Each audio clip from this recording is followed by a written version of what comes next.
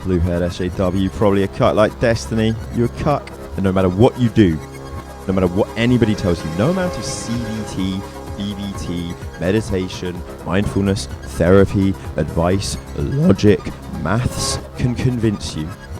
Oh, guys, you're all coming out. You're all out of the closet now with your trauma. Well done. I'm so proud of you. You trans peeps keep playing this fucking trap on us.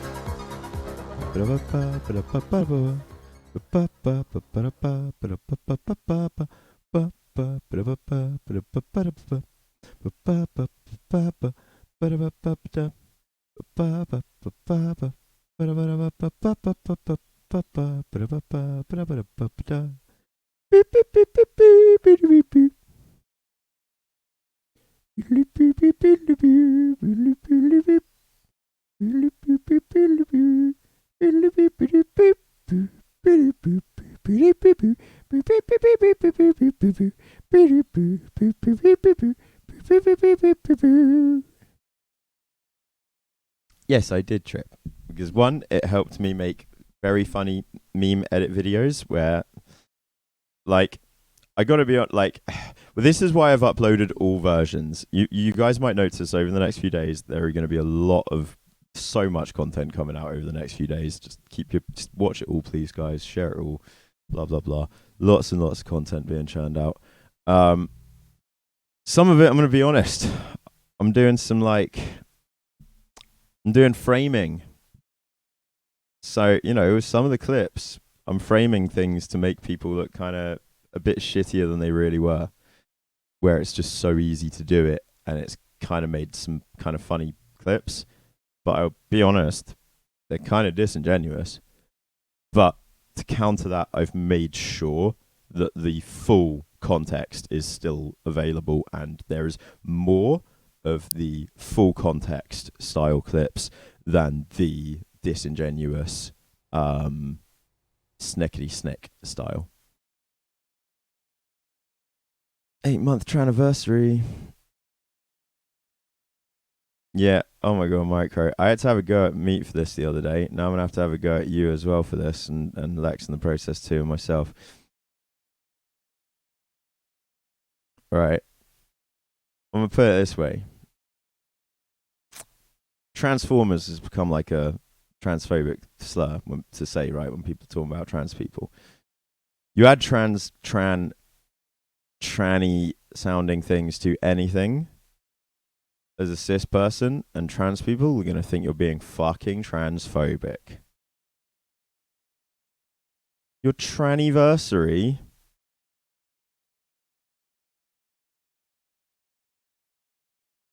Here I am, a cis white guy. Let's celebrate your tranniversary. Did that hit you? Did it hit you yet? Did it hit you? It'd be like a black person being like,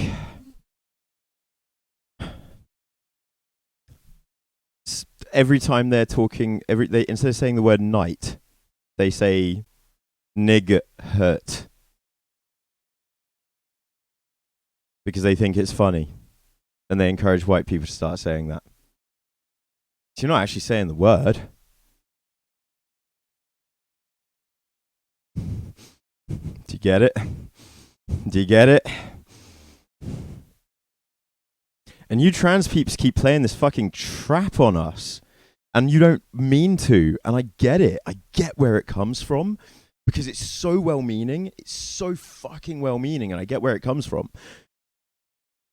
But when you add the word tran or trans or whatever in front of like every other word, you're encouraging people to call you trannies.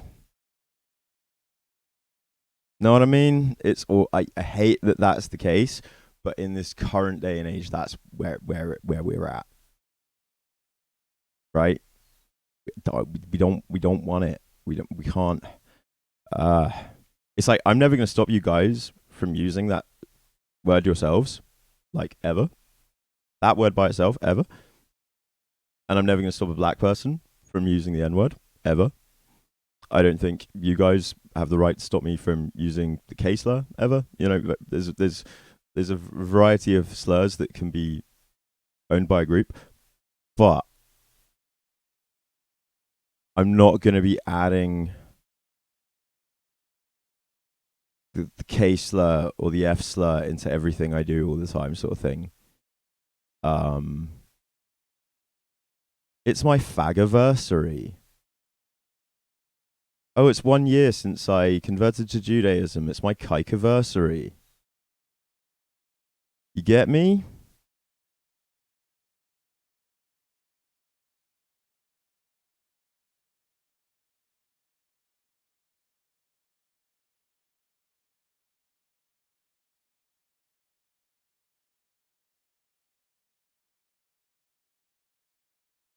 I understand reclamation, but reclamation comes down to words, not come. It doesn't come down to using words as like. It doesn't come down to making portmanteaus with the word.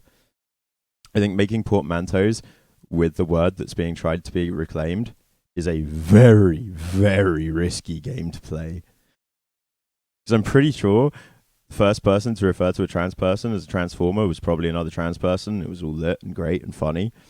And now it's just right wingers using the term transformer because that's what they can call trans people without being banned on YouTube.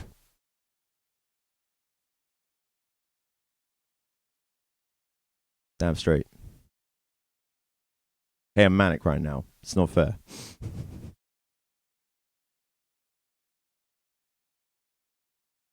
I'm not being super autistic about it. I think that the N word example should make that quite clear, really. And you say it's clear, but Trip, you literally wrote Traniversary yourself. You're not trans. What were you reclaiming? You're one of the people that wrote Traniversary. What were you reclaiming? What up, Mini?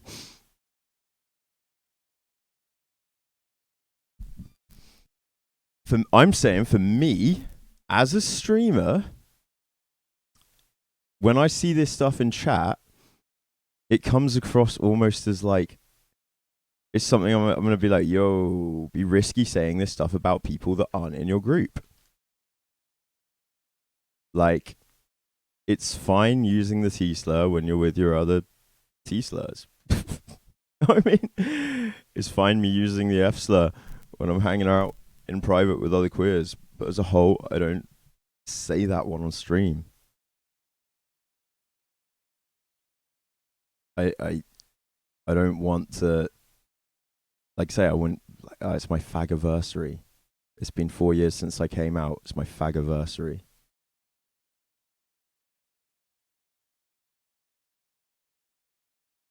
And I think it's. I get why it feels different with the word trans and traniversary. I get why it feels different because trans itself isn't or tran isn't a slur, but it's the keeps so close.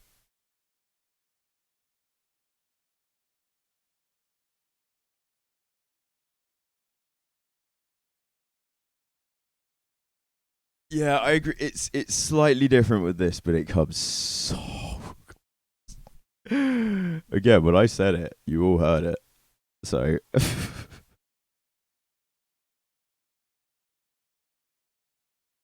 it's food for thought, right? It's food for thought. That's all I'm trying to give you. There's no dichotomies.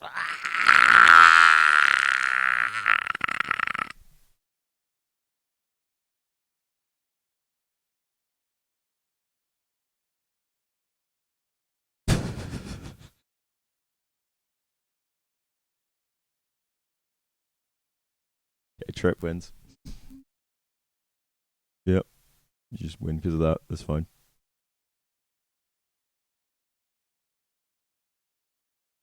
I'm more okay with something like libtard though because I just don't think retard is slur. Fucking buy het. What's buy it? Wait, yeah, like fucking schizo. Anyway, oh, here's a joke just for you, Angie. Just for you.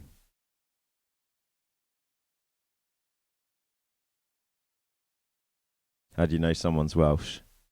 When they get scared, they go bah.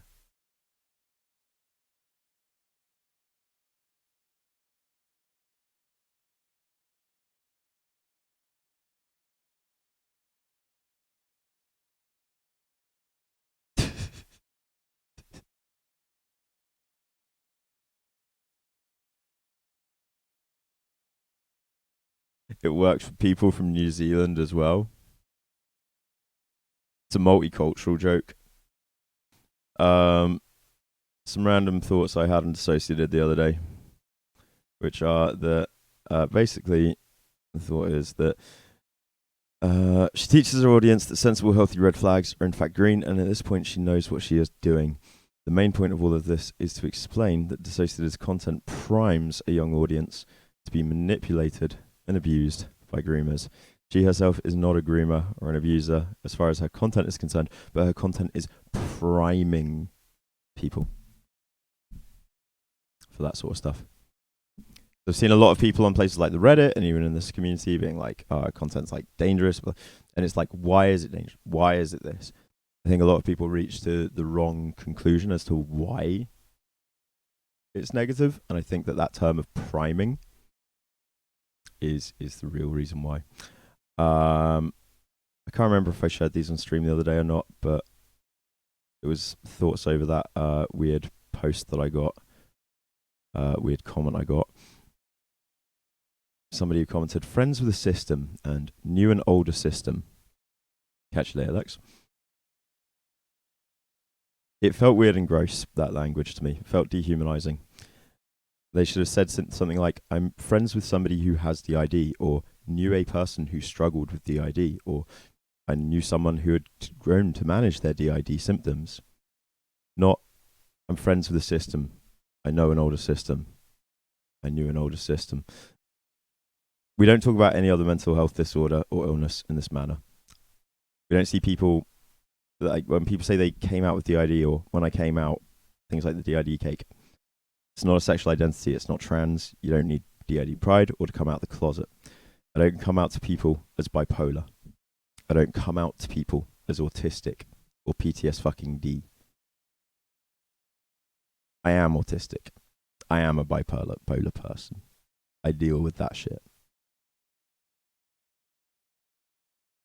You know, I'm not mates with a schizo. I'm mates with somebody who happens to have schizophrenia. I'm not mates with a trans. I'm mates with a load of people who happen to be trans. Feels like an attention-seeking misappropriation of another movement's terminologies. You can't live life out with DID. Or you're going to work at Tesco or the office as out with DID. What would that mean? What would it mean to live a life, or actually look like to live a life out with DID? What does that mean? Does that mean everyone around you just has to accept you're going to be constantly like having PTSD fucking flashbacks all day at work? Like what? You don't need to come out with something like that. You need to be honest about mental health conditions with your employment if they are going to affect you there. But you're not a system. You're a person who has trauma, a form of PTSD, and a way of dealing with it. And because even saying I'm friends with someone with trauma would still be a really weird thing to write in a comment. But in regards to the comments that I get on my videos, it can make a bit more sense than just, I'm friends with an older system.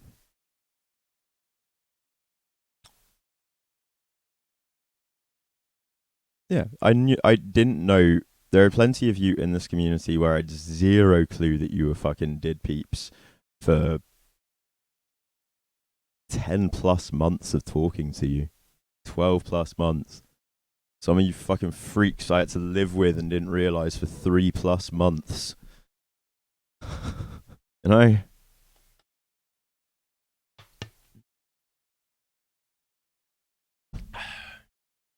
You heard me.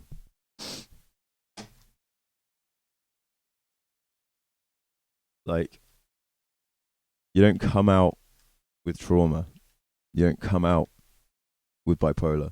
People come out as being gay because before, and still to this day, the reason why people come out as being gay is because they live their life in the closet, hiding the fact that they're gay, because if they don't, they may not just face societal ostracization, they may not just face personal friend group destruction and removal, they may actually face something much worse. they may face their existence being completely illegal. This is why people still come out as being trans, because in 95% of the world, your existence is probably illegal. That's why people come out as these things. When you get diagnosed with a disorder, you don't have to come out with it. You know that you've got a disorder now. You're not now illegal. You're not now ostracized. You're not now any of that stuff. You don't have to come out as disabled. You have to learn about your disability to help yourself deal with it in your life. What up, Tay? How you doing? But nobody, you don't, like, exactly, Angie, exactly. And that's why, people hide mental illness. People certainly hide mental illness. I know I have done at work, at workplaces, but I would have never considered it as coming out, revealing my mental illness to my bosses, though, or anything. You know what I mean? I'd have a vulnerable moment, certainly, things like that, but not coming out. Very, very different.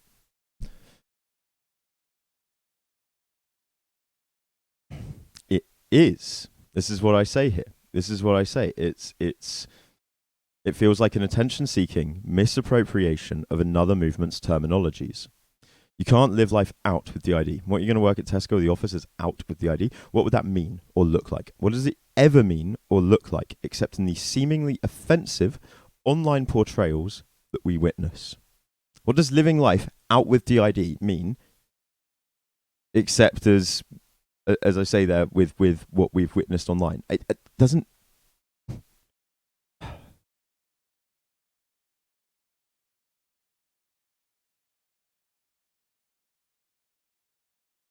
Fuck you, Lex.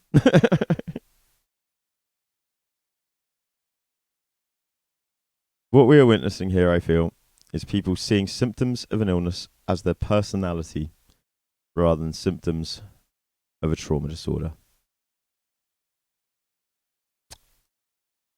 One of my random schizo thoughts about all this stuff over the last 3 days. I've got more.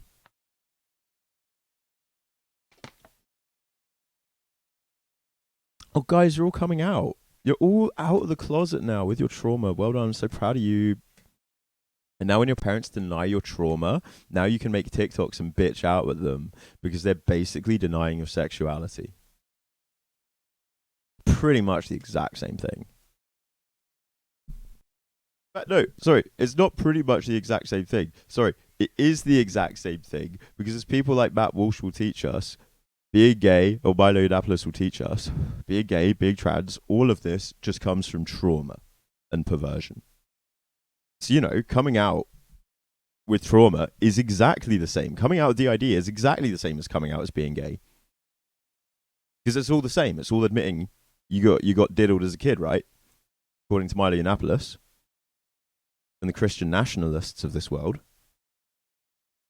Interesting how this stuff always sort of plays into a certain angle, right? Let's get through these rants. I was thinking about how there's a chance I hadn't added this one yet to my theory, my thesis, my hypothesis, my theorem, hypothesis.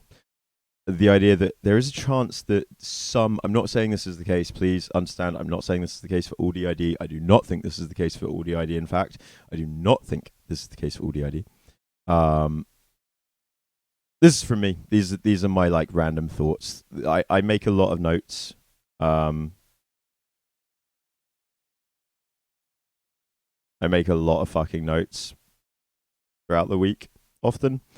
And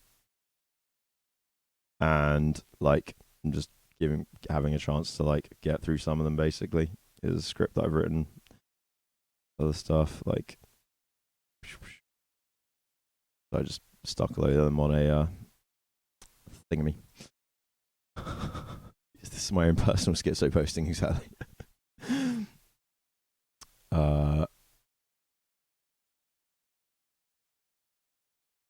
You've got boils on your shoulders the size of saucers. Oh, that sucks. Ouchie. That really sucks. Did you get burnt? Yeah, I was theorizing the other day. So I don't think this is the case for all DID. I'm not saying this is all DID, but I think this could be the case for some DID. I think this could be the case certainly for some of what we see online. Okay, it could be OCD, right? So let me work it down. OCD is greatly misunderstood. Most people think that OCD is wanting to have your pens in a row, wanting to clean thoroughly. There is as a whole, a hugely misunderstood element to what OCD actually is.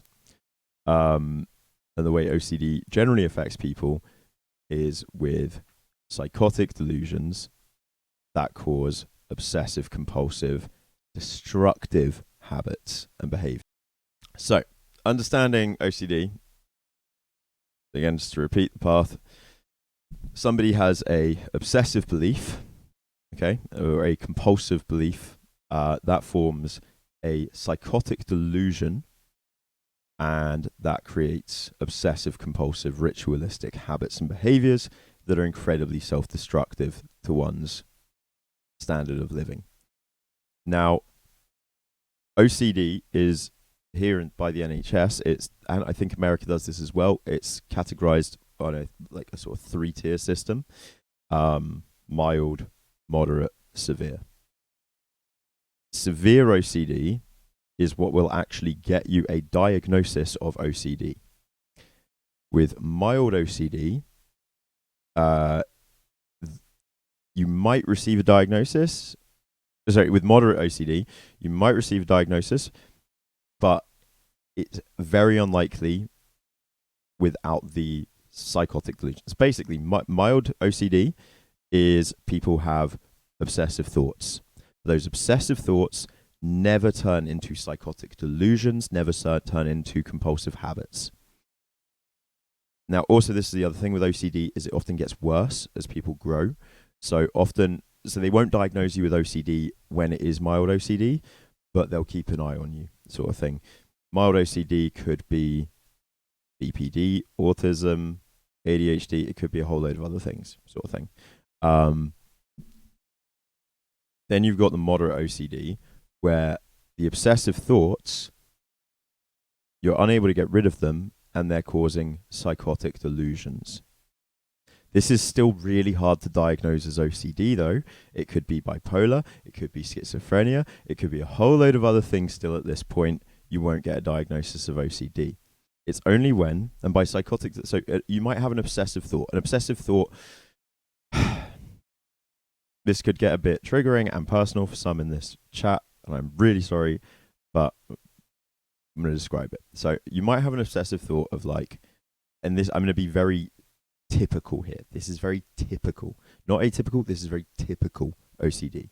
You might have an obsessive thought that a family member is going to die because you didn't do something, and you know it's irrational, you know it's silly. Then it turns into a psychotic delusion. You really believe they've actually died because you haven't done the thing. You get home, you're on the edge of checking. Maybe you do check. No, you do check. You actually do check. You do things to make sure that they're not dead. They're not dead, it's okay.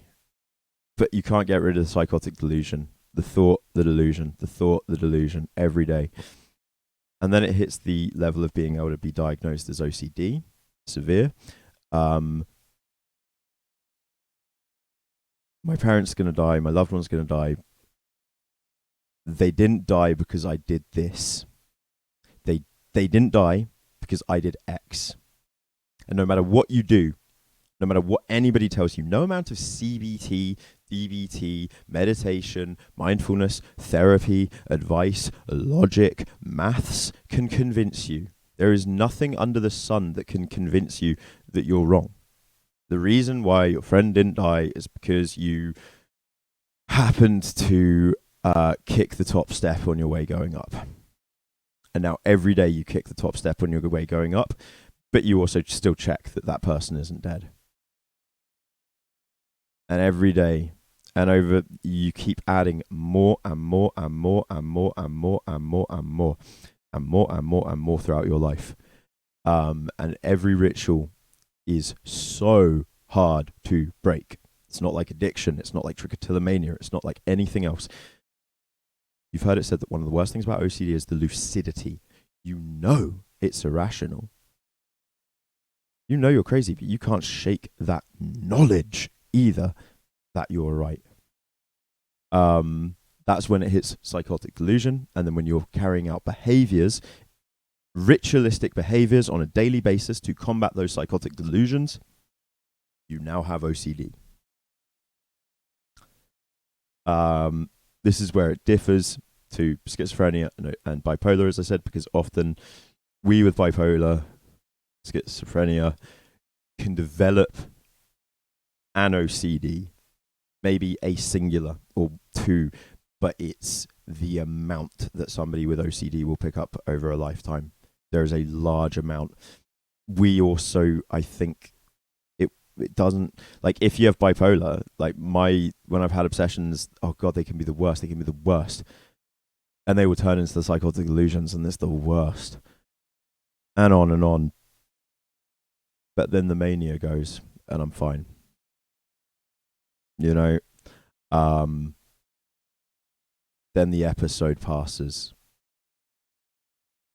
The schizophrenic, then they manage to get grounded. The moment passes. It's so that they're so similar, the three of them.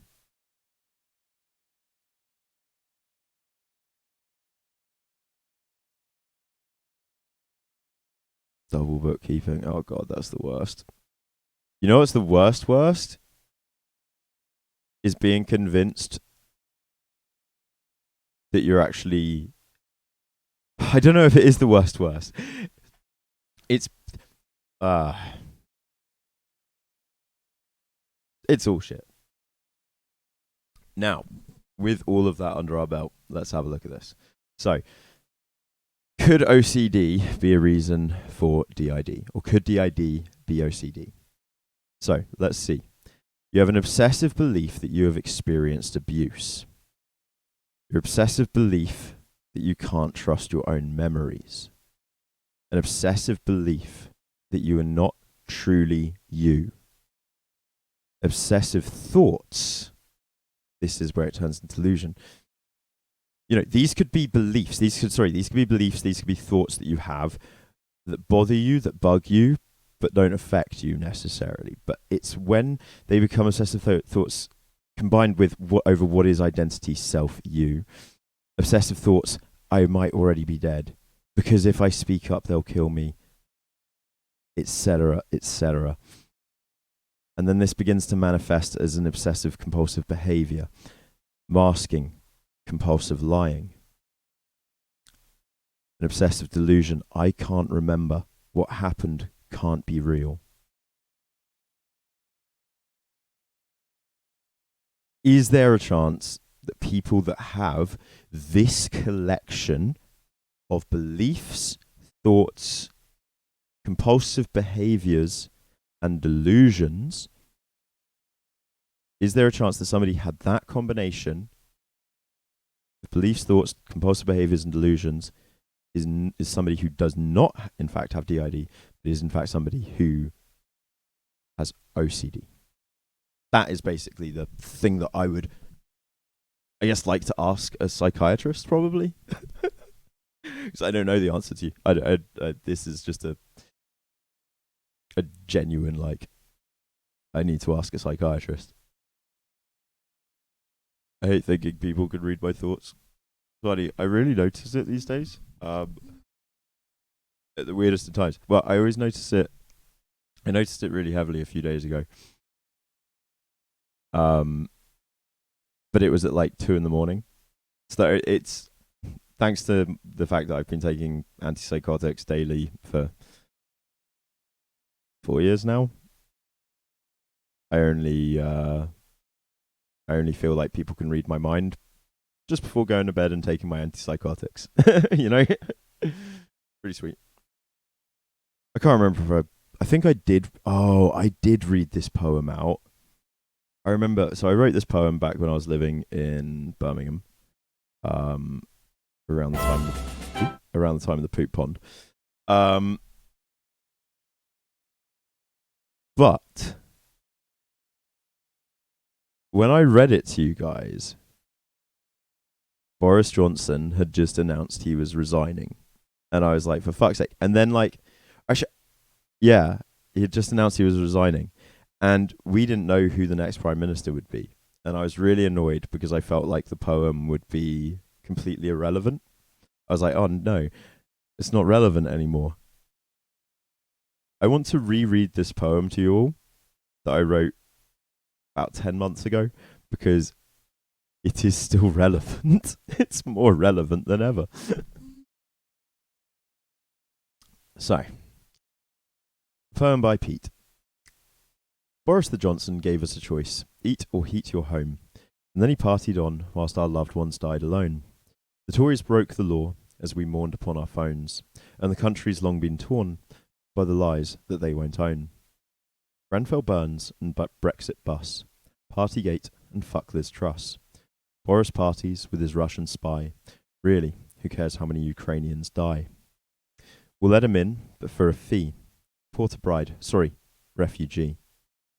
But Grenfell burned with Theresa May, yet the same party still rules today. Dishy Rishi and all his flair, sitting on his golden chair. Private jet billionaire wife, yet that cunt knows what's best for my life. Paedophile Tories revealed later in stories projecting nobility and open hostility upon us, the masses, and our downtrodden asses. But here's 300 quid. Don't spend it all on calamari. Boris the Johnson gave us a choice: eat or heat your home. After 63,000 people died in the previous winter alone. Here's $200 for your gas and a £2,000 increase in price. But come on now, CEO profits, guys. We've got to let them have their vice. Change will happen. It has to. Their time is running up. They don't get complacent because they can buy their fucking luck. We have to fight where we can, but in a way that we can respect. So please don't waste your vote and hit them where they least expect. I need to change the last verse.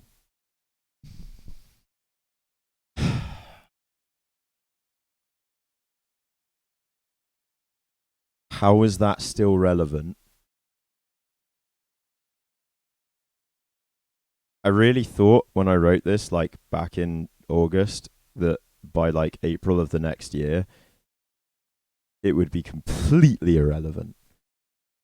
And like Liz Truss happened, and that made it irrelevant for a bit, but then Rishi, it's actually, and fuck Liz Truss, it actually is more relevant than ever. Makes no sense.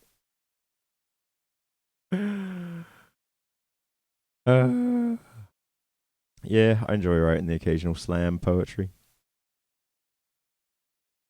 That's no longer relevant. That was a song I wrote last summer. Oh, definitely no longer relevant. Unless Boris becomes our prime minister again, which he totally could. We should have gone, hey Boris. I can't remember how the tune was this meant to. Hey Boris. Hey Boris. It was like, hey Boris. Why you gonna let 'em freeze? Your nation's on their knees and they're begging at you please. Hey Boris. Share that heating in your home. Don't leave us all alone. Please give a dog a bone. Hey Boris. Gonna insulate the roads with blood of angry men whilst you chuckle in your thrones. Hey Boris. You never had a clue, but they put their trust in you. Now what you gonna do? Hey Boris. You promised. Hey Boris. You promised. Hey Boris. Why you even... hey Boris. Why you even fight when the country's gone to shite and you won't hear our plight? Hey Boris. Brown shirts on the rise. Fascists you despise. Take much comfort in your lies. Hey Boris. Will you clap along with us as you... Will you clap along with us? You betray...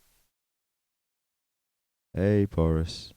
While you clap along with us, you betray the nurses' trust. Put their bosses on a bus that Boris. Your only gift is luck. Let the bodies pile up. Yeah, you really give a fuck. I don't know. Terrible tune. Terrible tune. But I still like the lyrics, to be honest. But I think I just need to change it to Hey Rishi. Just change it to Hey Rishi and it works now. Yeah, that still works. And then that time I fucking I'm so annoyed that I lost the VOD, which means it's another thing I need to go through again. Another bit of content I need to redo soon is the story of Nicola and Bart, Sacco and Vanzetti. I need to cover that again. I need to I need to make a script out of it actually, so that I can, because the Wikipedia article is really rambling. So I need to ask ChatGPT to write me a perfect script using the Wikipedia article. There we go. Done. And then I need to do a video about Sacco and Vanzetti because I'm still annoyed that I didn't do that at the time. But for those of you who were there that night and remember the song Here's to You, I reworded it a while back as well. So the song Here's to You goes, here's to you, Nicola and Bart, rest forever here in our hearts. Love you. No.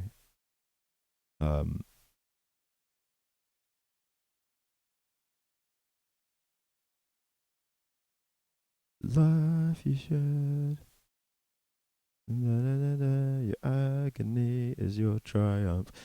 Very simple lyrics that just repeat over and over. It does it as a round and just keeps growing and escalating throughout the song.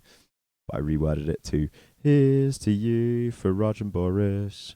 Ignorance is only your bliss. The lies you've sowed will hold us all down. In your deceit, we will all drown. Then I was gonna faster doing sing mode.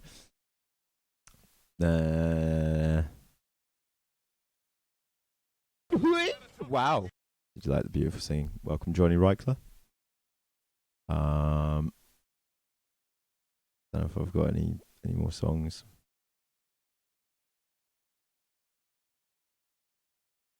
And then I got 3 fucking scripts that I want to try and record this stream, maybe, because all 3 of them are quite short.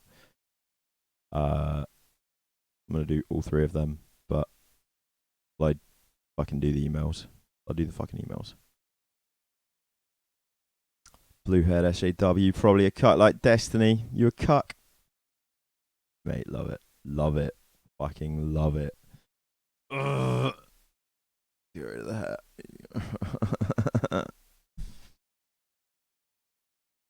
No. Still love Destiny, but no.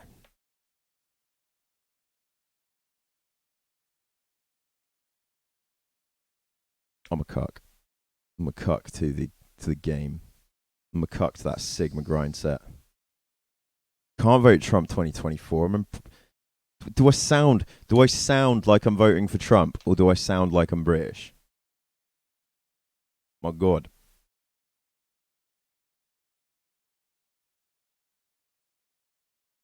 I sound like SJW.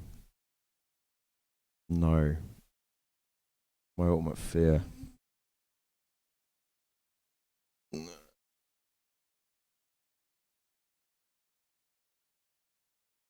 Nah. I'm like former SJW. Look, you got to give me a chance here. Like I'm on my reformed SJW arc. I'm trying to undo the years of SJWing it. I would have shaved the hair off, but chat told me not to. You know.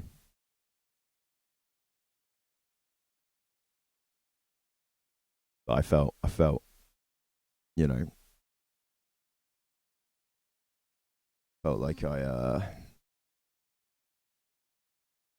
not gonna lie, mate. After they going to that protest the other day, just I wanted to get rid of the blue hair. No, after attending that protest the other day, I agree. Colored hair. If you got colored hair and you're not like also Actually, no, I think I was about to say also like, I don't know what I was gonna say. I'm really stoned.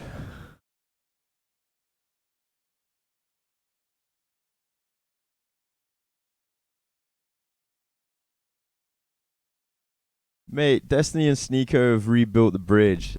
Ain't no cucking going on there. They just Angie the rebuilt the Witch bridge. H gifted a tier 1 sub to throw __ meet the sun. They have given 21 gift subs in the channel. Thank you so much, Angie. Big up. Mate, literally Sneeko and Destiny have rebuilt the bridge. Sneeko's apologized. Sneeko's cucked himself to Destiny by apologizing for everything.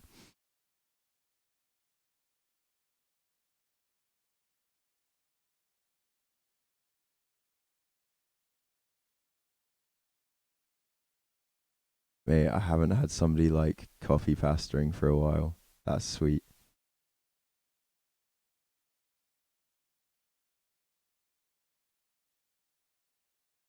I want to read this. The world is an empty, meaningless place, a charade designed to keep people trapped in a cycle of mundane existence. The daily grind of work, family, and society is nothing more than a facade, masking the true nature of reality. But for those who dare to play the game of fate, the stakes are high. Blindfolded and standing on the edge of a building, each step is a deathly duel with fate, a challenge to destiny itself. The objective is to survive, to emerge victorious against the forces of fate. Wait, is this from Yu-Gi-Oh? Is this speech from Yu-Gi-Oh? Is this speech from Yu-Gi-Oh? And for you, who survive, everything changes. The moment you open your eyes again, the world is revealed in a different light. You, who have transcended the limits of the ordinary and stepped into a realm of ultimate thrill. Yet despite this transformation, Yugi, the world remains the same. The same meaningless and mundane existence awaits. The same cycle of work and family and society. The only difference is that now you see the world for what it truly is. A game of fate. A duel of shadows, in which the victors are few and the rewards are fleeting.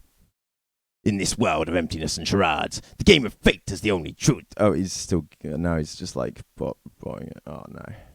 That was really fun.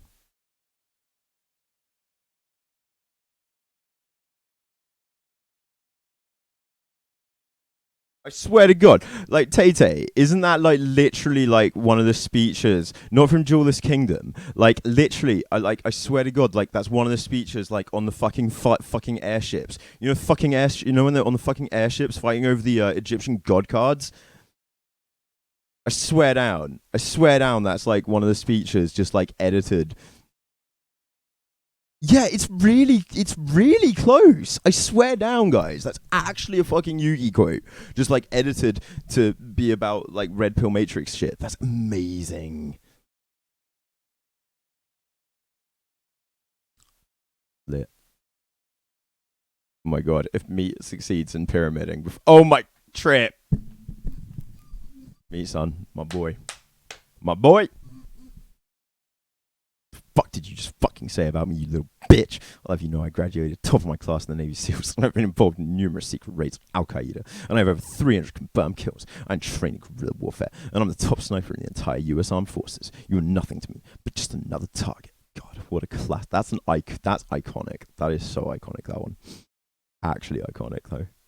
Actually iconic. Ah, I know why. Okay, I've got more schizo posting for you because I never turned this into a proper speech or script.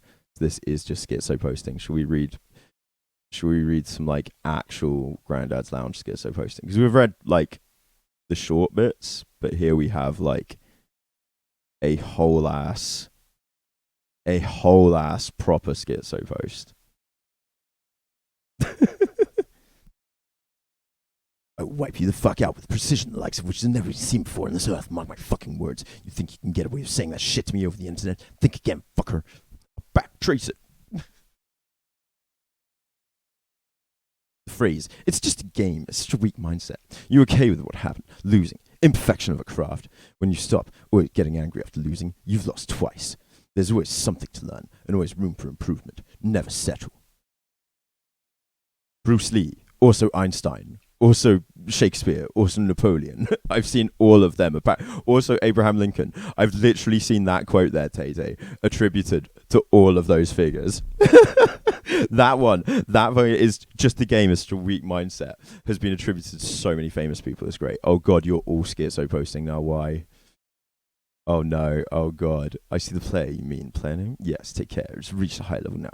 You can read our thoughts, that doesn't matter. Thinks we're part of the game. I like this player. It played well. It didn't give up. It is reading our thoughts as though they were words on a screen. That is how it chooses to imagine many things when it's deep in the dream of a game. Words make a wonderful interface. Very flexible. I'll shit fury all over you and you'll drown and you're fucking dead, kiddo. What the fuck did you just fucking say about me, you little puss? I'll have you know, I graduated top of my class in Percy SEALs, and I've been involved in numerous secret raids on Al Qaeda, and I have over 300 confirmed pussies. I am trained in puss warfare, and I'm the top sniper in the entire pussy armed forces. You're nothing to me, you're still a pussy. I will puss you the fuck out with prison, like which has never been seen before on this earth. Mark my fucking words. You think you can get away with saying that shit to me over the pussy net? Think again, pussy puss. As we speak, I am contacting my secret network of pussies across the USA, and your IP is being traced right now, so you better prepare for the puss maggot. The storm that wipes out pathetic little thing you call your life. You're fucking dead, kid. I can be anywhere, anytime, and I can kill you in over 700 ways, and that's just with my bare puss.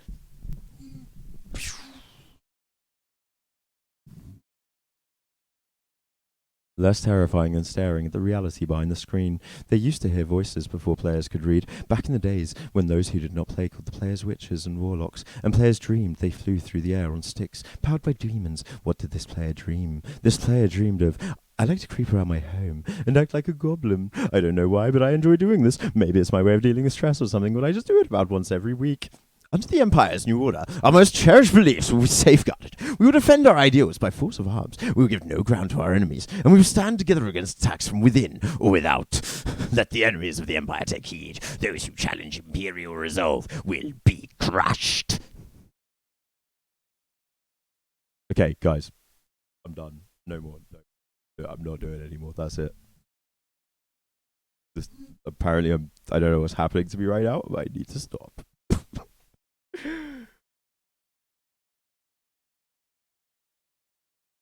At the edge of our hope, at the end of our time, we've chosen not only to believe in ourselves, but in each other. Today, there is not a man nor woman in here that should stand alone. Not today. Today, we face the monsters that are at our door and bring the fight to them. Tonight, we are ending the apocalypse. Execute Order 66. Okay, I gotta stop. I'm putting voices away now.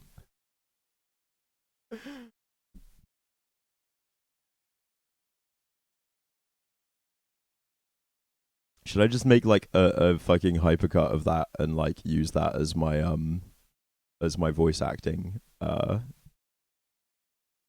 like something? I don't know. Voice acting demo reel, whatever they're called. They may take our lives. Do that. I can't do it. I can't do it. The kids go to sleep. The kids go to sleep. Children, gather round. No retreat, no surrender. That is Spartan law, and by Spartan law we will stand and fight and die. A new age has begun, an age of freedom, and all will know that 300 Spartans gave their last breath to defend it. Oh, hi, Mark. Okay, no, I'm actually stopping now. Okay, no, I'm hiding, minimizing chat for a sec. Actually got to let my voice recover. So, you guys have watched anime. If you haven't watched anime, I'm not sure how I'm going to describe what happened to me the other day. But something happened to me the other day. I realized that today, that something had happened the other day. But if you've watched anime, you'll know that every now and then a character, in a moment of heated battle, combat, adrenaline, might, thrill, they unlock a new level, a new power that they had never achieved before. And then they spend a few days recovering, exhausted, drained, wounded, in recovery. But then when they come out of that recovery, they discover that that new power that they had unlocked, that they didn't even realize that they had unlocked that power, you know, because they'd been so in the fight, they hadn't even noticed that they had achieved a new level, You know, Goku, whilst he's fighting Frieza, doesn't notice that he's gone Super Saiyan. Know what I mean? When they're in the hyperbolic time chamber training, they don't notice that they've gone Super Saiyan 2 the first time it happens. But then they feel the toll on their body, and then their body remembers. The body remembers, it learns. Develops the muscle memory. This is what the body is actually able to remember. Develops the muscle memory, plus the muscles build. You rip the muscles build. But the point is, I unlocked a new level. On Saturday, I didn't realize it, but on Saturday, I actually hit Super Saiyan. I hit a level of loudness, of volume, that I don't think I've ever hit before in my life. And it definitely did probable permanent damage to my vocal cords. I'm not sure I'm ever going to be able to do as high pitched again. I've pretty much completely. It's coming back, but I don't know if it's going to completely come back. My falsetto. I like shredded the part of my diaphragm and voice box that does the falsetto. But on the other hand, in return for this sacrifice, I have gained the new power, new dark art, which is apparently permanent ultra bass.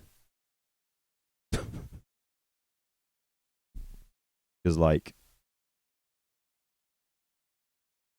my voice is just permanently in morning mode at the moment. I don't know if that's just where it's injured, is recovering, but I don't think it is. I think it's also that I've just, like, it's just done that bit of damage or whatever, you know, and it's quite funny. But that, or it's just been ages since I've worked out my voice box, blah, blah, blah. And yeah, it's just that as I've grown older, I've increased my vocal range, but then I've not been training my voice, so the vocal range has shrunk. So working out the voice has gone, whoop, muscle awake.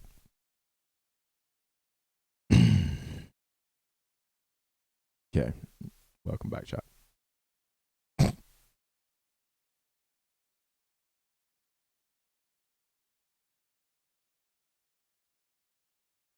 The Minecraft weirdos. Right. Have we recovered? Have we moved on?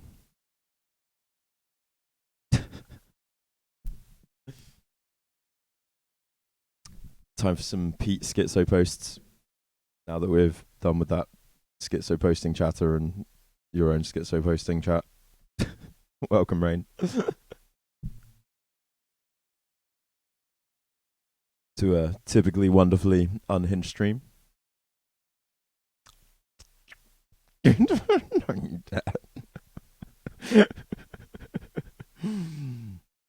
Right.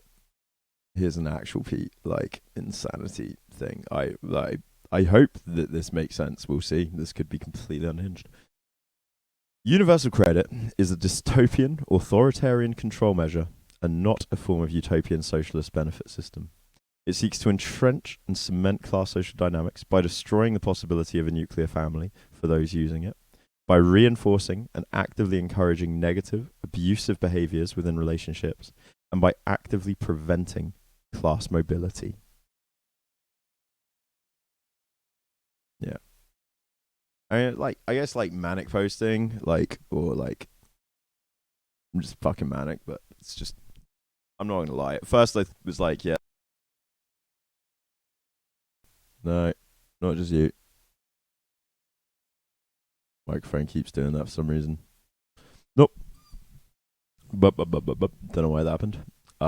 Yeah. Fucking manic posting, bipolar posting, mental posting, all sound shit. I think I could say psycho posting. I think psycho posts. This is a psycho post. I'm a bit psychotic and a bit of a psychopath. The problem with psycho posting is you don't know if it's fucking psychopath posting or psychotic posting. But psychobabble. Yeah, fucking psychobabble. That's a good one I like. Yeah, fair enough then, Angie. Yeah, 'cause I love saying schizo posting. It feels good. Psycho post would be better probably. Psychobabble. Like, yeah, the thing, no, psychobabble isn't this though. Schizo posting isn't psychobabble. Psychobabble is when shrinks are chatting about fucking mental health shit. That's psychobabble in my head. This wouldn't work. Bi posting, can't tell if it's bisexual. Bi posting is fucking bisexual posting, definitely.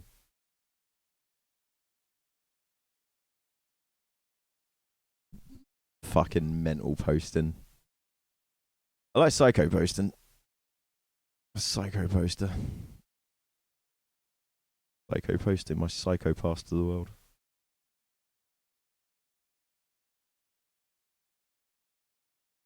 Fucking true, Angie. True.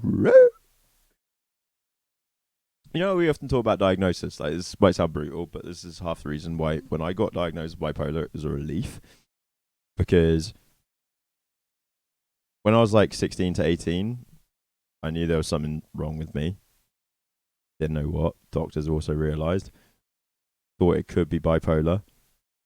I spent that bit of time in my early 20s, like from sort of like 20 to 22, thinking maybe it's something like DID, but I think it's probably bipolar.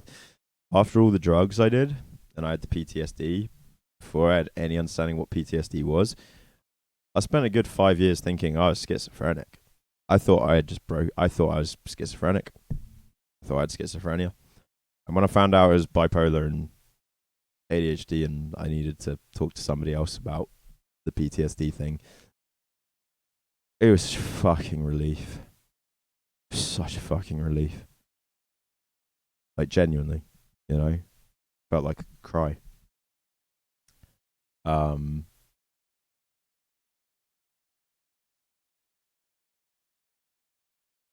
that's because I was so scared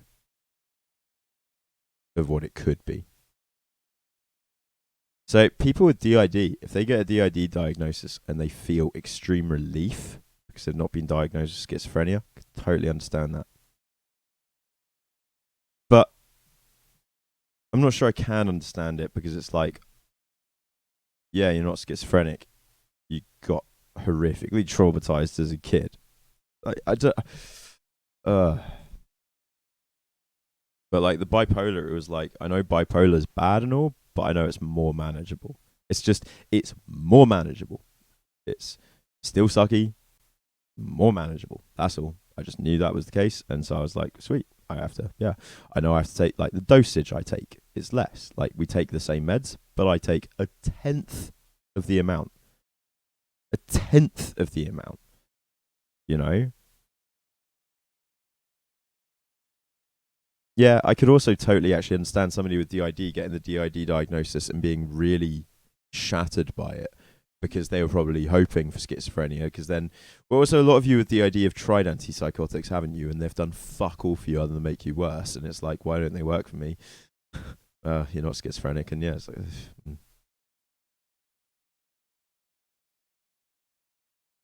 there is some weird glorification of schizophrenia online. I'm not going to lie, but the way we see it manifest is very differently. Nobody is glorifying the schizophrenia. They're glorifying the schizophrenics and their beliefs.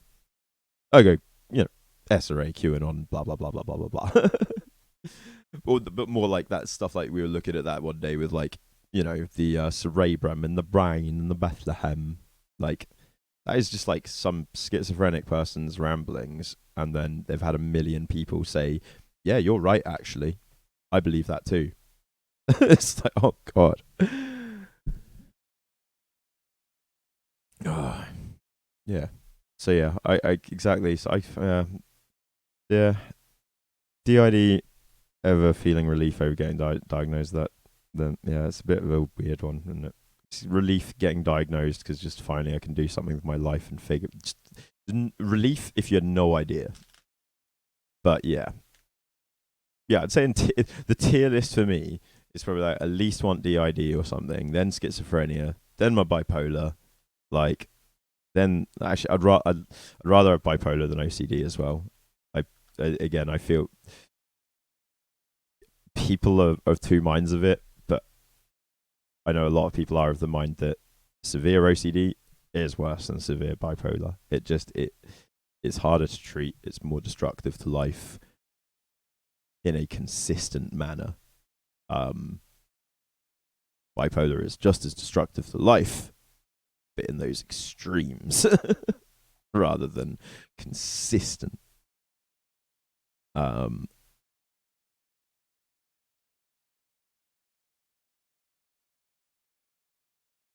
Yeah, diagnosis of schizophrenia for you: terrifying, upsetting, devastating, traumatizing. But not traumatizing, but devastating, upsetting, just all of it. Yeah, and then some of the treatment you've probably experienced since probably will have been traumatizing. But also hopefully some of it good. But yeah, there is a tier list. There is a tier list.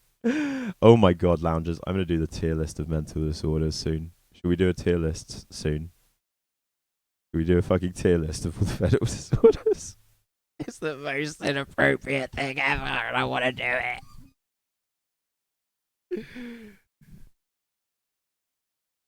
And we can find content creators, use their pictures. So I'll be the face of bipolar. Get associated for the face of did.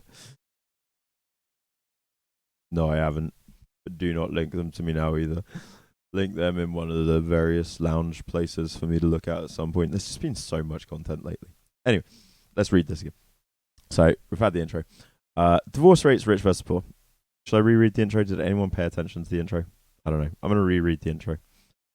Universal credit is a dystopian authoritarian control measure and not a form of utopian socialist benefit system. It seeks to entrench and cement class social dynamics by destroying the possibility of a nuclear family for those using it, by reinforcing and actively encouraging negative abusive behaviors within relationships, and by actively preventing class mobility.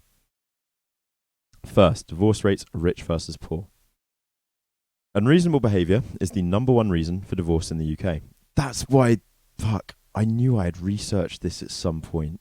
We were talking about this recently because Pearly Things always brings up, always says that money is the number one reason for divorce. Just Pearly Things always saying, when did sorry, I want to find out when I wrote this. Just Pearly Things says all the time, money is the number one reason for divorce. I wrote this in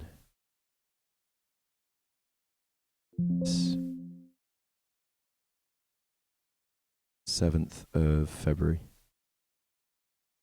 2.5 months ago. Moondog, that's the first message from you I have seen in a long time. If you're ever in doubt, check the messages on screen above. That's the first one of yours that's shown up, I feel. Yeah, that's the first one of yours that's shown up for well over 20 minutes. Since you said hi at the start. No! That's the worst.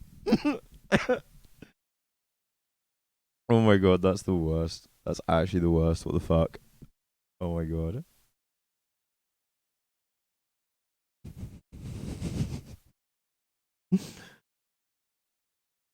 Right, where were we? Divorce rates, rich versus poor. Unreasonable behaviour is the number one reason for divorce in the UK. Adultery is responsible for 14% of the United Kingdom's divorces. Same-sex marriages cannot file for divorce on the grounds of adultery. These are just facts. So I'm just clearly again, this is a psycho post, and I'm just listing facts here. Only 1% of UK marriages end because of desertion. The divorce rate in the United Kingdom is estimated to be 42%. The average length of marriage in the UK at the time of divorce for opposite-sex couples is 11.9 years. The average UK divorce age is 43.9 for women and 46.4 for men. The first same-sex couple divorce in the UK was recorded in 2015. A UK couple spends an average of £14,000 561 to get a divorce. Also, wait 1 second. When was gay marriage legalized UK? 13th of March 2014. It took over a year for any of the same-sex couples to get divorced. Oh, good night, Angie. Good catching you. Thank you for the banner. It's been good. 492 anti-trans and LGBT bills have been proposed in 46 states and 36 passed. $35 to get married. No, 3,000 is no word. All right, Manny, talk about that stuff in a bit. Trans stuff later. Trans stuff later. We're on this stuff right now. But I know it's all you could I know it's all you could think about at the moment, but stop thinking about it. It's really bad for you. It's really bad for your mental health. Trans people need to stop obsessing over all the trans news. I get it. Doesn't help. You're doing what I was doing last year, just obsessing over news. You got to do stuff instead of obsessing over. It's being talked about a lot. You're wrong. Hassan's covering this sort of stuff daily. Who is still the biggest political Twitch streamer. It's Sam Cedar's group, the Majority Report, Young Turks. They're all covering it. They are. It's just talking about it isn't doing anything, and talking about it is making things worse at this point, I feel. In a lot of areas, there needs to be more, sort of similar to the conclusions I was coming to here in the UK regarding climate action. We're reaching the end of talk. There's not much more that talk can do. The sides have been drawn. The lines in the sand have been established. There's just a few people trickling over. And in America, it's going to be, some states are going to go hard in defense. Some states are going to go hard against. And it's going to require moving to somebody where, like California. Yeah. No, you will, realistically for you, knowing the state you live in, you'll have to move. Once uni is done, there's something to start thinking about.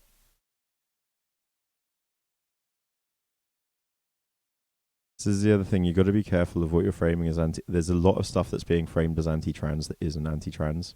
That's the other thing. There's so much stuff that's being framed as anti-trans that isn't necessarily anti-trans. There's a lot of just terrifying news around it, and it's not needed. I've not been covering it lately because I don't want to be covering that sort of news. It's not good for my mental health. That's why I've not been covering news for months, really, because it's just covering it doesn't do fuck all, like at all. All it's done is fucked with mine and other people's mental health for a very long time. It felt essential. Now I'm realizing I need to be more discerning with what I cover. I was trying to chase like a daily news hustle, trying to keep up with everything happening every day, and it was actually destroying my mental health completely. And just watching fucking drama videos and working on other shit, working on the shit that I've been working on over the last few weeks. It's been so much better for me. So much better. It's half the reason why I couldn't edit a lot of the content that I was making before is like,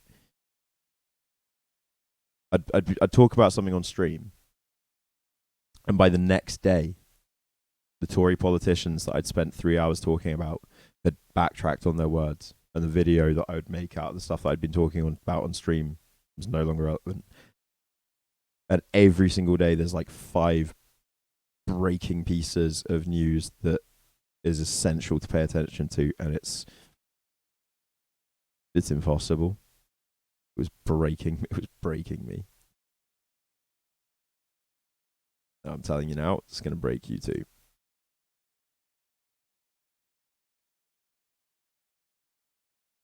Hell yeah, Micro. See, Mooney? It's not bad everywhere. Micro got 6 months of tea instead of 3.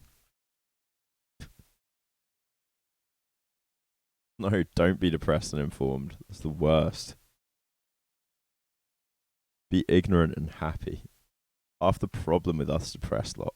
Just be ignorant and happy, bro.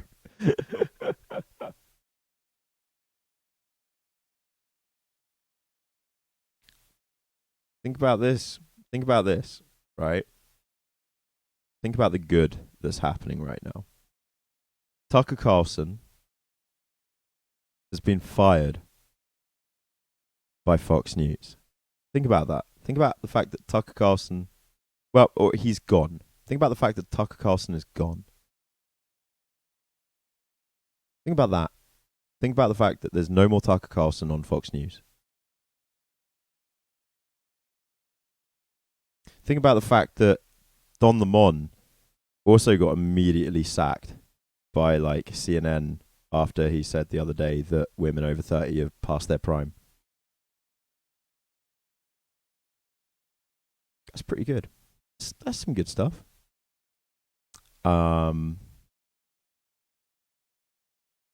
Fox, in order to avoid the $1.6 billion that they were being sued for, settled out of court for more than $800 million. The largest out of court settlement ever, I believe. And because of that, they were like, Tucker, you can fuck right off. That's good news. It's good news.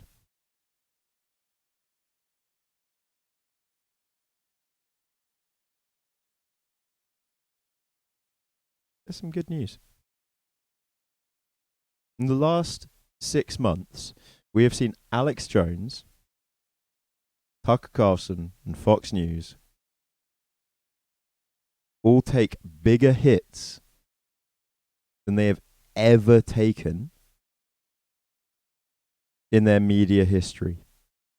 And they've all taken those hits in entirely legal, public, court-appointed, not really debated by either left or right wing, just because like right wingers kind of love the American judicial system a lot of the time. They're just like, yeah, okay, yeah, fuck both of you. Yeah, like it's all just some pretty like bipartisan agreement on their treatment. The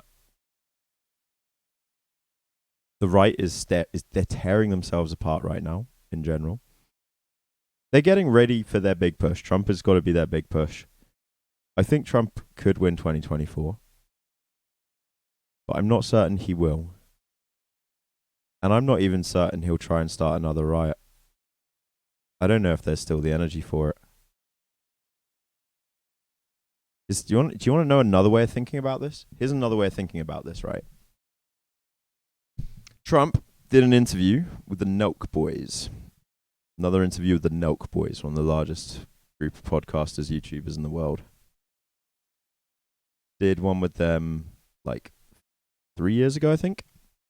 And in 24 hours, it blew up and got over 8 million views.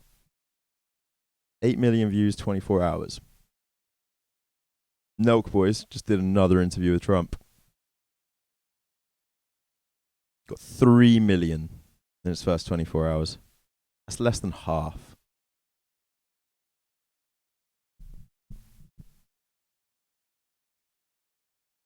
These are just facts, numbers, figures to think about. Two biggest hits in American court history were both handed out against right-wing hacks and their organizations. They have been fairly effectively defanged in many areas, but in legally appropriate ways. And Trump's popularity is waning. It is waning. And I don't think Ron DeSanctimonious could ever beat Biden. No way could he beat Super Biden. Biden would literally have to die first in order for fucking Ron DeStanky to beat him. Ron DeStanky. There's the good news.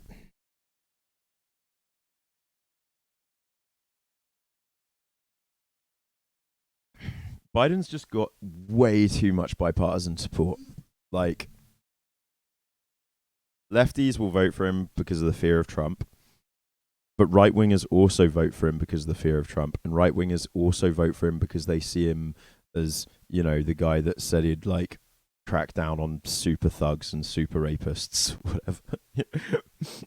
Like, grandparents still love him from back when he was a bit of a racist right winger. Like, oh my god, no, Mooney, link me that. That sounds amazing. Just link me that. That sounds incredible. Right, let me finish reading this. So, first same-sex couple divorced in the UK was recorded in 2015. UK couple spends an average of £14,000, £561 to get divorced. Legal fees are the most common divorce cost in the UK, encountered by 54% of couples. In particular, marital disagreements concerning money are also expected to be more repetitive and salient. Aha. So, I'm quoting a study here. In particular, marital disagreements concerning money are also expected to be more repetitive and salient to partners than other topics, reflecting the greater threat and difficulty posed by attempting to resolve money issues. The topic of money can be very emotional and is closely related to self-worth and personal vulnerabilities among marital partners that may trigger defensiveness. I think that line from that study there, right? I think that line by this guy from 1999 is the reason why people like Just Pearly Things say that money is the main reason for divorce. I'm pretty sure that's the reason that they always cite it, which completely, though, as you can see, ignores the more recent and appropriate facts that we read at the start, such as unreasonable behavior is the number one reason for divorce in the UK. Adultery is responsible for 14% of the UK. We found that couples attempting to resolve money conflicts may be particularly likely to face a self-defeating cycle in which they explicitly attempt to problem solve, experience greater negativity and use of non-productive tactics as important and threatening money issues resurface, e.g. monthly bills, and remain unsolved, while other relationship issues may recur, e.g. chores. It may be easier for couples to agree to disagree or avoid matters that do not incur external consequences, such as steeper financial penalties. Another possibility is that money is more closely tied to underlying relational processes, such as power, touching many aspects of individual and couple functioning, or feelings of self-worth or self-esteem, perhaps especially for men. As such, I guess money can often be an underlying cause for those other leading reasons. Additional research is needed to disentangle the meaning of money conflicts for couple relationships and broader family well-being compared to non-money issues. Marital conflicts about money were more pervasive, problematic, and recurrent, remained unresolved despite including more attempts at problem solving. This is from a different thing. This was from a different thing. Wonder if this one was newer.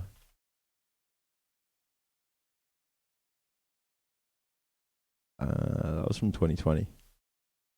But it also might just be from a blog. I don't know what that is. 56% married aged 18 to 55 in upper middle class versus 26% in working class poverty. This is just a whole load of stats and facts for the first part of this argument, I guess. First, how does universal credit work for single people? I see. I'm breaking down with facts my argument as to why universal credit is evil. Rather than... I'm not even making an argument here. I just made the argument at the start. And then I'm just using facts to illustrate why. I don't know why I never did anything else with this. I don't know why I forgot about this. What was happening in February? February 7th. What was happening then? I can't remember. Anyway.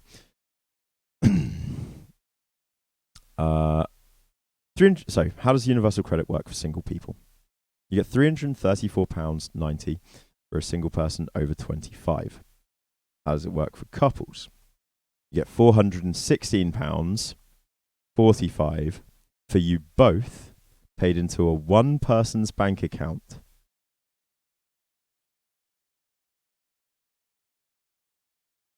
I think that's why I did this. So, right. So we go over the reasons for divorce. We see that aged 18 to 55, 56% of wealthy people are married versus 26% of impoverished people. So you are twice as likely to still be married when you are 55. Double as likely if you have money versus if you don't have money. That is important to know. And then we get the reasons for it, because it doesn't seem like money is the leading cause, but I provide a load of reasons as to why money factors in. And then we get to the facts about universal credit. £335 for a single person over 25 versus £416 for a couple. Like, Americans, think about that a sec. Imagine you go from getting $335 a month to $200 a month just because you're in a relationship.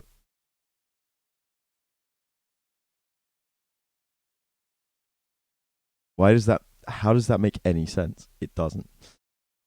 But then there's the extra trap of it's paid into one person's bank account as a lump sum.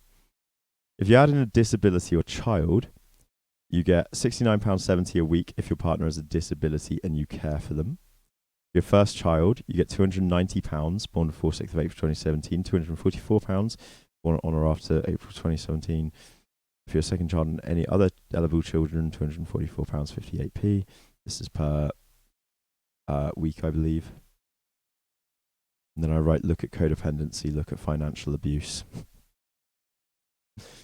Makes you hand over control of your accounts. This could include changing your login details. You add their name to your account. So you get a government account. You have government sign-in details, okay? You have government sign-in details, right? You now have to share those. You now have to have a joint account as well. Basically, if you are in a relationship in the UK and on universal credit, they force you into a position that we would call financially abusive. You go from having your own income under your own name to, if you're a woman, let's be real, it's going to now be in your partner's name going into their bank account. How fucked is that? They force you into a position of financial abuse. This involves someone else controlling your spending or access to cash, assets, and finances. Financial abuse is often part of wider economic abuse. Economic abuse can include stopping you from going to work, college, or university, causing you to lose out on benefits by not letting you go to appointments at the job centre or apply for jobs, and controlling your access to essential things such as food, clothing, or transport. Financial abuse involves a perpetrator using or misusing money, which limits and controls their partner's current and future actions and their freedom of choice.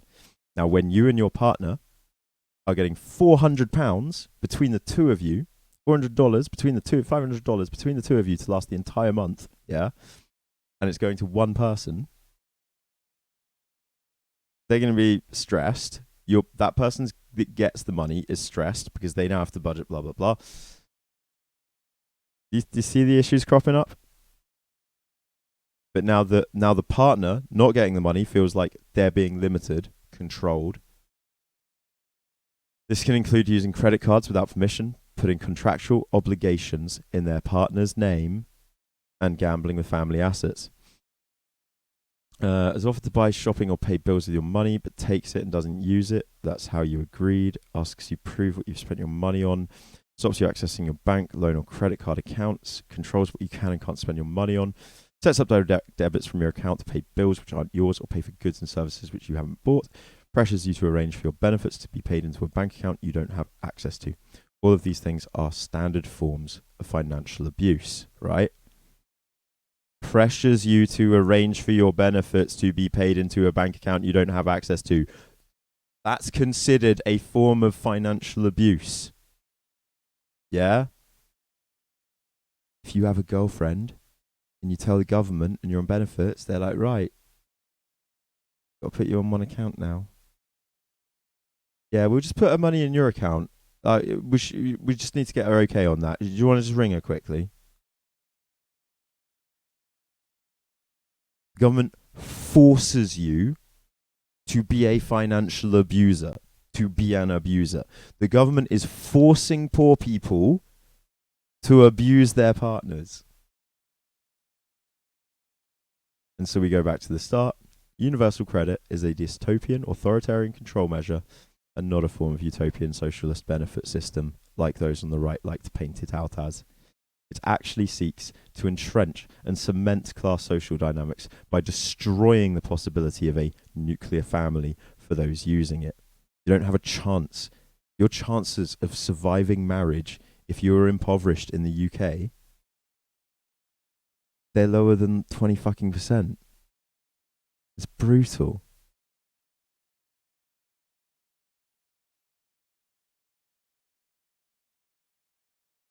By reinforcing and actively encouraging negative, in fact, categorically abusive behaviors within relationships, only the relationships that poor people have, which actively prevents class mobility. That's my thesis. Debate. What do you think, guys? Am I insane? Or do you agree?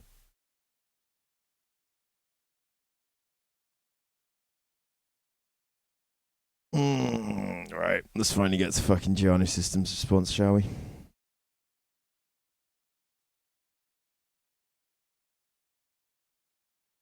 It's my response first, and then it's her response. I just need to get a response up quick. Penis is what you think. I guess this is more a warning for all the people that I know that are using universal credit in the UK. Just don't tell them you're in a relationship. Don't. Ever. Then I'm encouraging you to commit fucking thingy fraud. But it's fucking... You either commit benefit fraud, or you become abused or become an abuser if you're in a relationship and on benefits.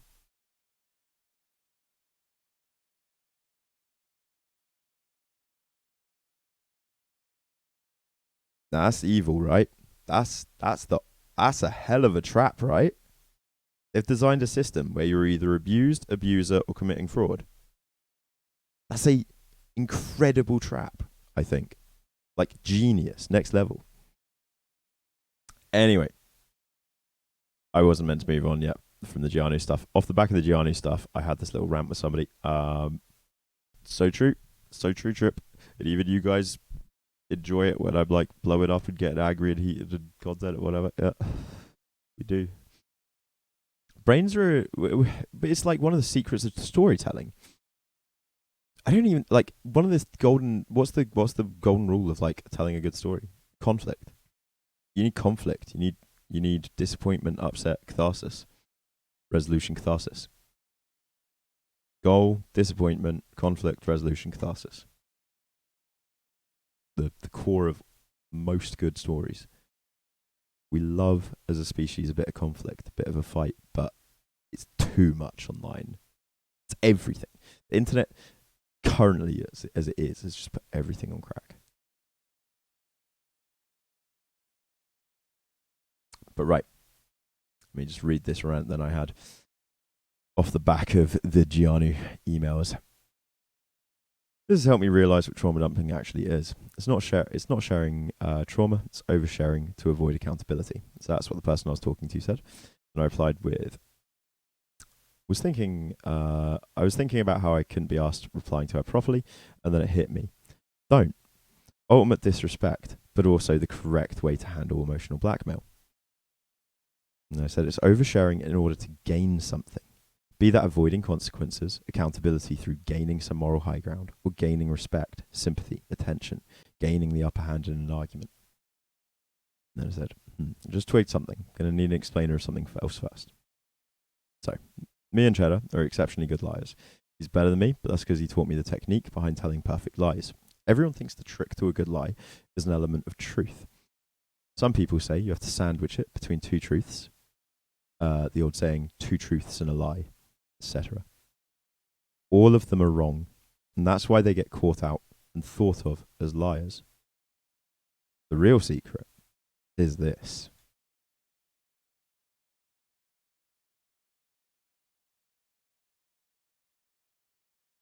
Long pause for anticipation. Grandads Lounge revealing the secrets as to how he is actually a master liar and manipulator. What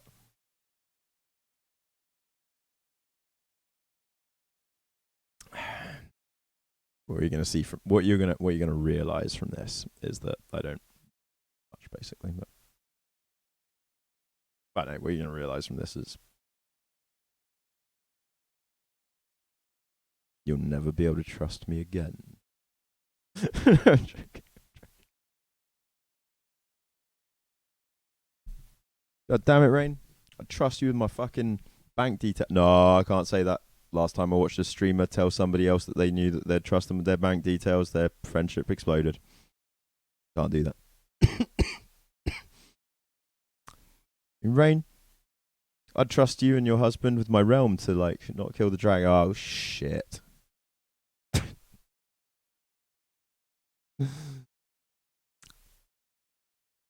Anyway, so me and Josh are exceptionally good liars. He's better than me, but that's because he taught me the technique behind telling perfect lies. So all of them are wrong, and that's why they get caught out and thought of as liars. The real secret is this. The lie must not benefit you at all. People will believe almost anything you tell them if the thing you tell them serves no obvious agenda or leads to no apparent gain. So people know that I sometimes exaggerate, I sometimes get shit wrong, I accidentally, and nobody sees it as malicious, and they enjoy it. I think you as a community, you will enjoy it when I tell sort of like tall tales or porcupines. Don't serve any agenda for me. More importantly, you're all way more likely to believe it. So it's like, and again, what I mean by this is like often I'll like just say something completely deadpan and just have you in chat like believe it for like 30 seconds or so. You were like, wait, Pete, you being serious? And I was like, no, I'm not. You know, I love doing stuff like that. I love doing the 30-second lies because I'm not a liar. I don't want to be seen as dishonest. And people did used to see me as dishonest. And it's because I did tell lies for gain. I would tell lies in order to avoid responsibilities, in order to have people think better of me. I was that kind of shitty liar back in the day, and I worked really hard on not being that way. And then I'd always noticed that Josh was just like really good at telling lies. And it was just it's because they never benefited him. So another way to explain it, basically, like, nobody's gonna call you out on bullshit. Nobody's gonna be like, "Ah, bullshit," if the lie doesn't seem to serve any obvious benefit to you at all.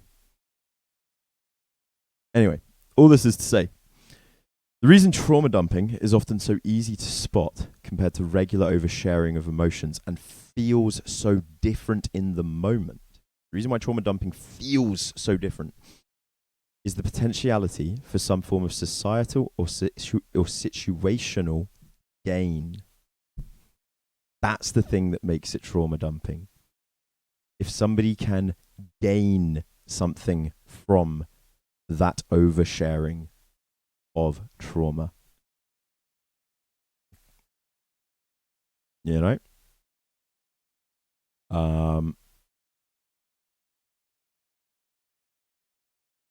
And I was like, fuck, just figure something else out. This is why someone like Myron on Fresh and Fit won't talk about how he picked up 5 chicks the other night, but he will talk about how his NFL mate picked up 5 chicks and banged them all at the same party. The lie doesn't benefit him. He was like, oh yeah, I went out and picked up 5 chicks the other night and banged them all. Nobody would believe that. I went out the other night, met up with this guy from the NFL. Anyway, he picked up 5 chicks and she banged 5 people. He banged like these 5 chicks all at the same party. Yeah, you kind of believe that, doesn't? Oh, wow, that's crazy. But you're not going to be like, bullshit, nah, you're lying. Why would you? If you say to somebody, if I said to you guys right now, I tripped and fell over, but before I fell, I caught myself and I did a ninja flip and a roll.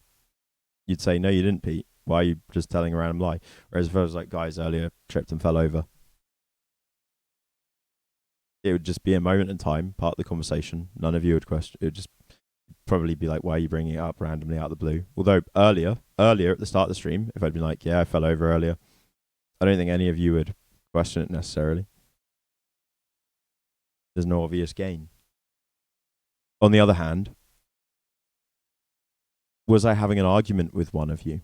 Was I having an argument with one of you? And then I was like, yeah, I fucking fell over earlier, by the way.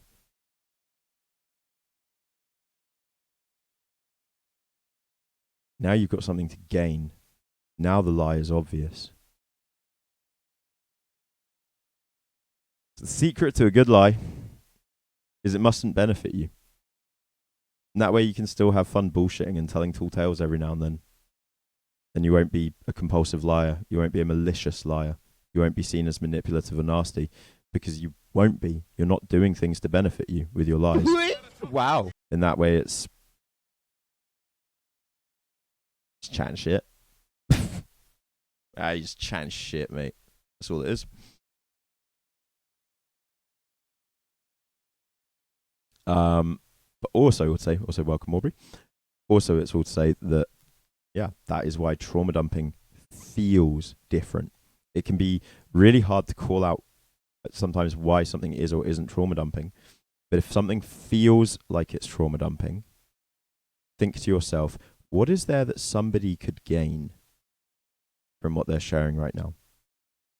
And if there is a really obvious gain, like you're in an argument, heated emotional argument, and it will stop the argument, or the person was meant to do you a favor and they haven't done you said favor that they promised that they would do because right? It's all about gain.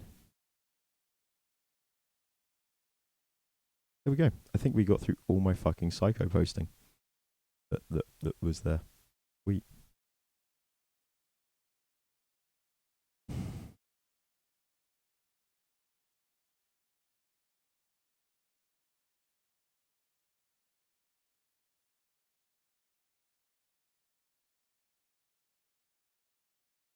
There are some whiteboards in there that shouldn't be in there. They get saved to the whiteboards because they're things that I've made in Paint, but they're not whiteboards that I've made on stream, so they shouldn't be in whiteboards. Ignore those things, guys. If you ever see those things, if you ever notice those things, just ignore them. You don't need to pay any attention to the whiteboards that were made on screen, on stream. They do not apply to you.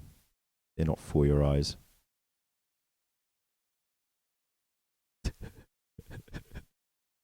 Maybe they should be. There was this sweet new chapter of Attack on Titan. It was a really sweet new chapter of Attack on Titan that was released, where they revealed like Eren Yeager's mum.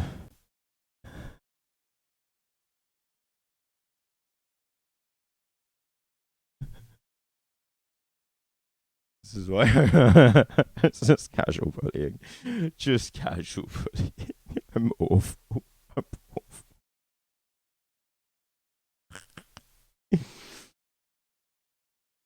Oh. Welcome, Aubrey. Everyone is good, I think. Oh, guys, there's some new Elden Ring DLC.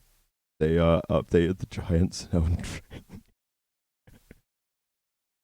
Ring. Okay, no more. It's mean. It's actually mean. It's actually bullying. When I'm bullying, I don't share it with you guys. I keep my bullying to myself.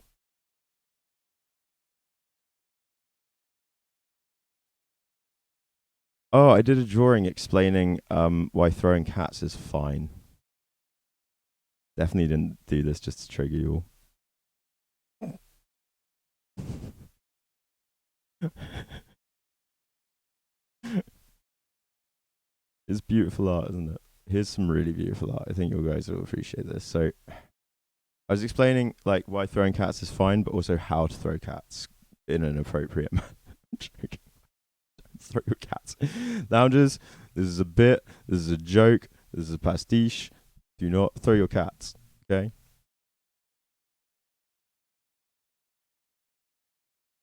And Aubrey, I am well. Hope you're well too. Enjoy the show. My kid tossed one downstairs once because cats always land on their feet. Yeah, don't. Yeah, they. Yeah, I mean, cats actually always do land on their feet after a fall of like I think 2 or 3 meters or something. Um, but like an average flight of stairs isn't tall enough for that. It needs to be like the first floor window sort of height.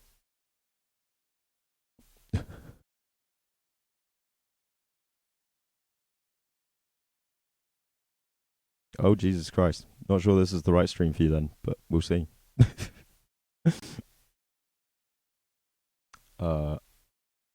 Like the or this is the perfect stream for you. It all depends.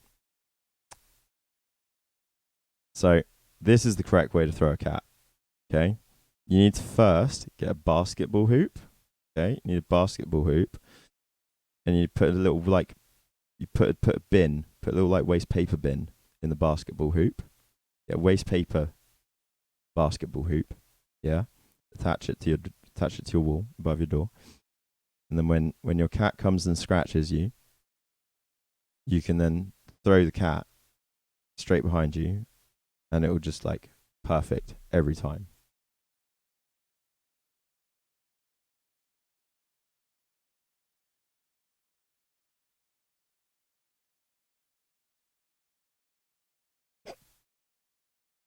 Isn't it beautiful? Oh no, six. Six?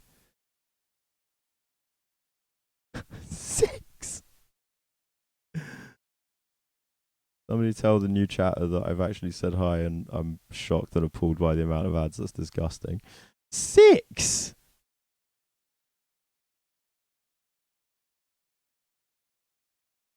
Six?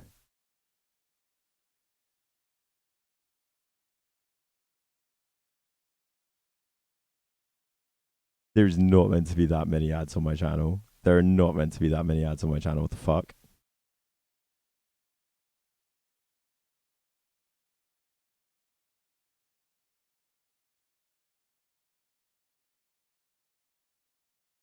Oh, Trip, I have some good news for you. I have some great news, actually. That's something to announce quickly to everybody whilst you're all here.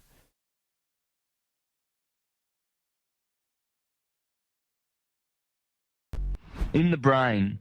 Moon_dog gifted a tier 1 sub to Aubrey 273. They have given 7 gift subs in the channel. Hey, thank you, Moondog. Thank you so much. Just as the ads ended. Welcome, Aubrey. I tried saying hello. 6 ads is too many. I don't know why there are 6 ads. That feels like a disgustingly large number. There should not be 6 ads. In the brain. There should not Rain be 6 Shadow ads. Noba gifted a tier 1 sub to Pinal Peggy. They have given 5 gift subs in the channel. Pinal Peggy. Pinal. Pinal. Pinal Peggy. Pinal. Pinal. Pinal Peggy. You got Pinal Peggy. Pinal.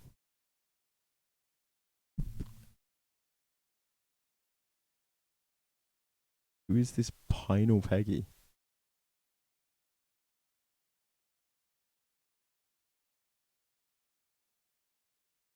Oh my god, I made a super relevant, motivational, accurate to life poster one day. I made like a motivational poster and it is very accurate. How good is that? How good is that? That not just like the most perfect, like that should be in every office. Isn't it perfect? Pinal Peggy. Welcome back, Pinal Peggy. It's not Panal, apparently. It's Pinal, according to the computer. Pinal Peggy. Pinal. Pinal. Why Pinal?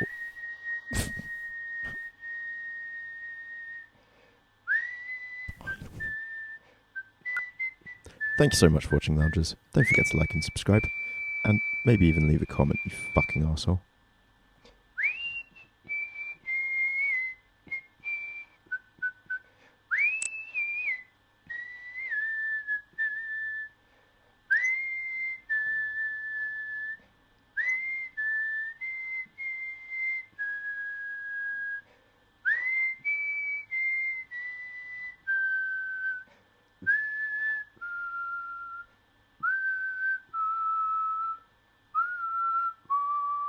my wife, a dusty ass bitch.